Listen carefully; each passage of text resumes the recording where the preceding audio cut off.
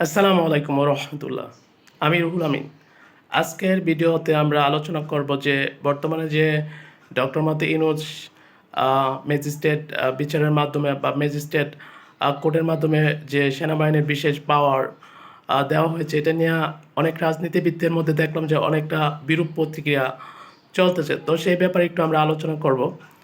তো ম্যাজিস্ট্রেট বাহিনী নামানোর কারণ আমরা জানি যে শেখ হাসিনা দেশ থেকে চলে যাওয়ার পরে যখন ডক্টর মোহাম্মদ ইউনূস বাংলাদেশের সরকারের দায়িত্ব নেয় বা অন্তর্বর্তীকালীন সরকারের দায়িত্ব নেয়, তারপর থেকে আমরা দেখি যে একটার পর একটা মিটিং মিছিল, তারপর আন্দোলন একটার পর একটা হইতে আছে। উনি কিন্তু এতদিন পর্যন্ত মানুষকে একটা সুযোগ দিয়েছে যে দেখি দেশের মানুষ পরিবর্তন হয় কিনা বা তারা আইন নিয়মকানুনগুলো মেনে চলে কিনা। কিন্তু আমরা বিভিন্ন রাজনৈতিক দল, বিভিন্ন সংগঠন, বিভিন্ন প্রতিষ্ঠান, আমরা একটার পর একটা আন্দোলন, একটার পর একটা আমরা কর্মসূচি, মানববন্ধন দিয়েই যাচ্ছি। তো এখন উনি একটা চান্স দিয়েছে মানুষকে, কিন্তু আমরা সেটা শুধরাতে পারলাম না। এখন ওনার কাছে তো কোনো ওয়ে নাই। কারণ উনি যদি এই মুহূর্তে যদি সেনাবাহিনীকে না নামান, তাহলে দেশের যে পরিস্থিতি, দেশের যে এখন অবস্থা, এটা আরও বেশি খারাপ হয়ে যাবে। এবং এই সিন্ডিকেট, তারপর হচ্ছে চাঁদাবাজি, কোনো কিছুই কমে নাই। তো এক্ষেত্রে ডক্টর ইউনূস মনে করলো যে সেনাবাহিনী নামালে বেটার হবে, এবং এর ফলে এখন আর যে সে আন্দোলন করতে পারবে না, যে সে এখন সিন্ডিকেট করতে পারবে না, চাঁদাবাজি করতে পারবে না। বেটার হয়েছে, এটা সাধারণ মানুষের জন্য অনেক ভালো হয়েছে। এখন হচ্ছে যে যেটা বলতে চাইছিলাম যে সেনাবাহিনী নামানোর জন্য কাদের ভালো হয়েছে আর কাদের খারাপ হয়েছে। সেনাবাহিনী নামানোর পরে সাধারণ মানুষের জন্য ভালো হয়েছে, কিন্তু যারা বিশেষ রাজনীতিবিদ, সুবিধাবাদী, তাদের জন্য অনেক খারাপ হয়েছে। কারণ কি, তারা এখন চাইলেই মুগ্ধা কোনো কিছু বের করতে পারবে না। ঠিক আছে, চাইলে তারা এখন আন্দোলন করতে পারবে না, চাইলে তারা এখন যা খুশি তা বলতে পারবে না। আমরা সাধারণ জনগণ শান্তি চাই, দেশের আইন শৃঙ্খলা পরিস্থিতি ঠিক থাকুক, দেশে শান্তি বিরাজ করুক, দ্রব্যমূল্য আমাদের একটা নিয়ন্ত্রণে থাকুক, আমরা নিরাপদে চলাচল করতে পারি, আমরা এটি চাই।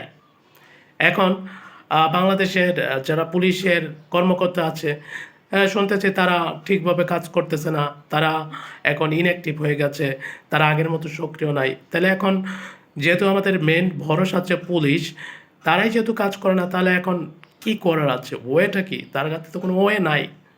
কারণ এখন সেনাবাহিনী যদি এই মুহূর্তে না নামায়, তাহলে দেশের পরিস্থিতি এত আরও বেশি খারাপ হয়ে যাবে। যদি পুলিশ ঠিকমতো কাজ করতো, তাহলে আজকে সেনাবাহিনী নামান লাগতো না। ঠিক আছে, সেনাবাহিনী ওখানেই থাকতো তার জায়গা মতো। কিন্তু পুলিশ যেহেতু কাজ করছে না, আর দেশের মানুষও আইন শৃঙ্খলা মেনে চলতেছে না, তো এখন তো সেটা সেনাবাহিনী নামান লাগবেই। এটা নামানো ফরজ হয়ে গেছে ডক্টর ইউনূসের জন্য। কারণ তিনি চাননি যে বাংলাদেশের মানুষ আবার সেনাবাহিনীর কবলে পড়ুক বা সেনাবাহিনীর দ্বারা দেশটা পরিচালিত হোক। কিন্তু আমরা যারা সাধারণ মানুষ আছি, তারা তো আমরা কোনো কিছু করি না।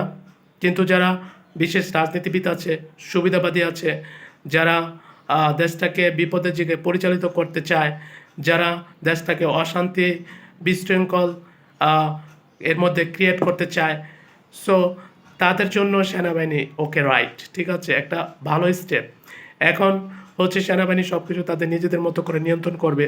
তারা দ্রব্যমূল্য যেটা আছে সেটা নিয়ন্ত্রণে রাখতে পারবে, সিন্ডিকেটটা ভাঙার একটা চান্স থাকবে, যেটা আমাদের জনগণের জন্য ভালো হয়েছে। কিন্তু রাজনীতিবিদের জন্য অনেক খারাপ হয়েছে। কারণ হচ্ছে তারা এখন চাইলেই সব কিছু, সরকার এটা করেছে, সরকার ওইটা করে, সরকার এই, সরকার ওই, ভ্যারাইটিস কথাবার্তা এখন আর বলতে পারবে না।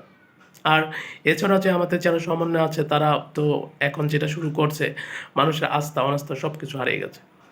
সো সেনাবাহিনী না মানে আমার মনে হয়েছে যে এটা আমাদের সাধারণ জনগণের জন্য ভালো হবে। কারণ বাংলাদেশের সেনাবাহিনী সবসময় জনগণের জন্য কাজ করছে, জনগণের কল্যাণের জন্য কাজ করছে।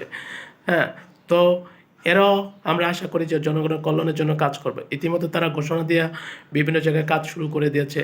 তারা মাইকে ঘোষণা করছে যে যারা সংখ্যালঘু আছে, যারা অল্প ধর্মের মানুষ আছে, তাদের প্রতি যদি কোনোভাবে জুলুম অত্যাচার হয়, তারা যেন সাথে সাথে সেনাবাহিনীকে ইনফর্ম করে, তারা তৎক্ষণাৎ সেখানে ব্যবস্থা নেবে। গুড, এটা একটা ভালো আইডিয়া।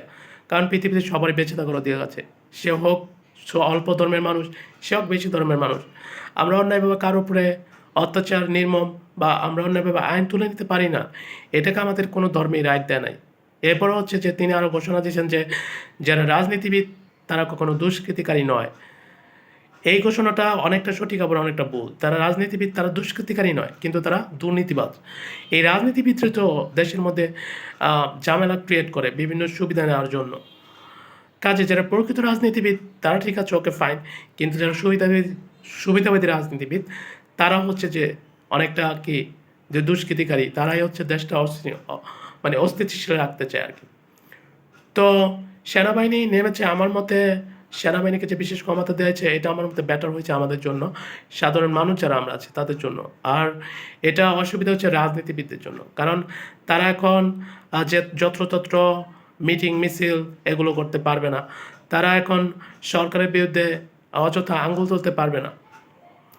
আর সাধারণ মানুষ তাদের মতামত অবশ্যই জানাবে, সেটা তো আর সেনাবাহিনী মানা করে নাই।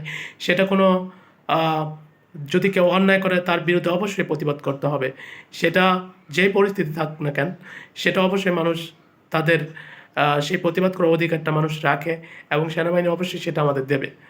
কাজেই সেনাবাহিনী নামছে সাধারণ মানুষের জন্য, আমি এক্সপেক্ট করি যে ভালো হবে। তো আপনাদের কি মতামত? সেনাবাহিনীর বিশেষ ক্ষমতা দেওয়ার ফলে কি আমাদের সাধারণ মানুষের ভালো হয়েছে নাকি খারাপ হয়েছে? বিষয়টা আপনারা কমেন্ট বক্সে জানাবেন। আজ এই পর্যন্ত, কথা হবে অন্য কোনো ভিডিওতে। সে পর্যন্ত সবাই ভালো থাকবেন। আল্লাহ হাফেজ।